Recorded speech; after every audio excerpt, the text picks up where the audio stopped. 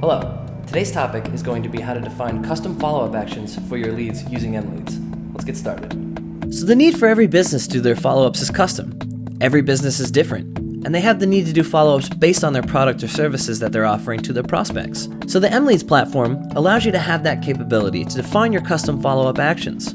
So what I mean by that is calls, emails, sending brochures, or anything that makes sense relating to the product or services you offer from your business.